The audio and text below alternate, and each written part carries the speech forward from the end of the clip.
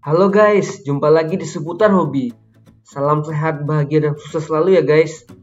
Oh iya, buat yang suka hobi nanam-nanam bunga, pastinya sudah tahu dan kenal dengan si tanaman cantik yang satu ini guys. Janda bolong.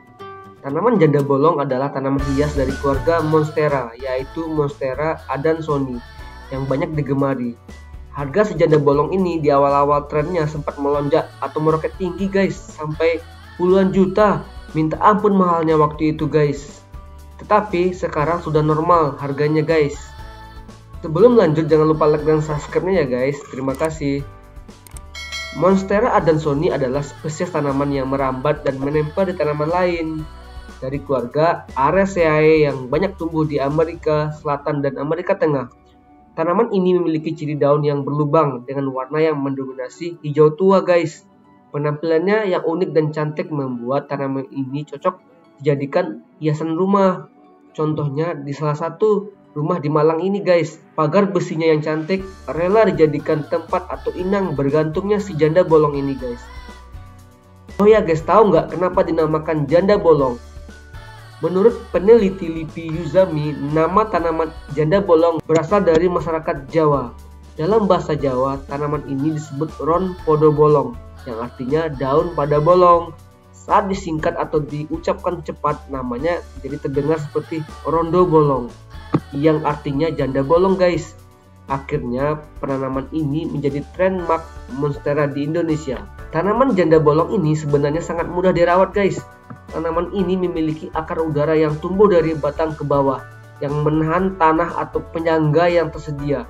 Di alam liar, janda bolong akan menggunakan akar-akar ini untuk mendorong tubuh tanaman ke pohon yang berdekatan. Jika menanamnya sebagai tanaman hias, kita bisa mensimulasikannya dengan memasukkan pasak di tengah pot, atau cara seperti pencinta tanaman satu ini guys, ditanam dengan ditopang di pagar besinya. Berikut guys beberapa tips menanam dan merawat tanaman Monstera adansonii yang kami kutip dari beberapa sumber. Yang pertama, perhatikan medium tanah yang digunakan. Tanaman ini bisa menjadi kokoh ketika akarnya ditanam pada tanah yang tepat, yakni yang tidak padat agar akarnya bisa tumbuh dengan mudah dan menyuplai oksigen. Pot yang menjaga tempat menanam janda bolong harus dilubangi agar memiliki drainase yang besar. Bisa mencoba campuran tanah gambut dengan tanah perlit sebagai medium tanahnya. Dengan begitu akar dapat terjaga kelembaban dan tidak akan mudah busuk. Kedua, diberi jarak dan ruang. Karena jenis tanaman hias yang tumbuh secara merambat, maka dia membutuhkan jarak dan ruang untuk bisa merambat guys dengan baik. Kita bisa letakkan pot berisi janda bolong di dekat dinding atau pagar agar bisa memanjat naik dengan tinggi. Ketinggiannya mampu dipanjat oleh tanaman ini sampai 20 meter loh guys. Yang ketiga, lakukan penyiraman secara rutin. Perlu diperhatikan waktu dan intensitasnya penyiraman. Disarankan 2 kali sehari, pagi sore, dengan air yang cukup guys. Tanaman janda bolong bisa bertahan pada tanah yang lembab, bukan basah tergenang air. Justru akarnya akan membusuk dan mati apabila dibiarkan tergenang dalam air. Keempat, pemupukan perlu dilakukan setelah 6 bulan. Nutrisi utama yang didapatkan tanaman janda bolong saat baru ditanam berasal dari medium tanah. Tapi tanah itu tidak bisa memberikan nutrisi terus-menerus dalam waktu yang lama. Setelah 6 bulan, beri tanaman janda bolong dengan pupuk tambahan sebagai sumber nutrisi. Bisa menggunakan pupuk kompos atau pupuk cair sesuai dengan ketersediaan yang ada di rumah. Yang kelima, jangan letakkan di bawah sinar matahari langsung guys. Tanaman janda bolong ini cocok sebagai tanaman dalam ruangan karena tidak bisa berada di bawah sinar matahari secara langsung. Bisa di luar sih guys, tetapi ada pelindung yang mengurangi cahaya atau tidak langsung. Walaupun begitu, bukan berarti tanaman ini tidak butuh sinar matahari. Letakkan tanaman ini di dekat jendela untuk tetap mendapatkan sinar matahari yang diperlukan.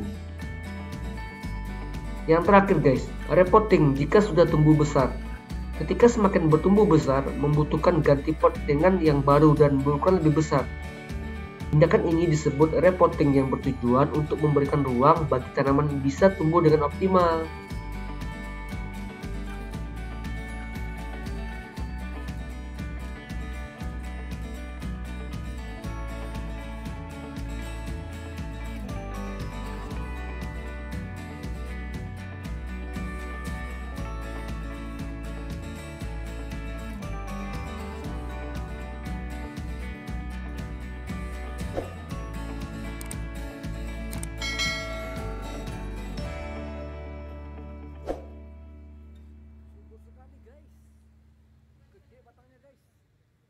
Demikian dulu ya guys, semoga bermanfaat.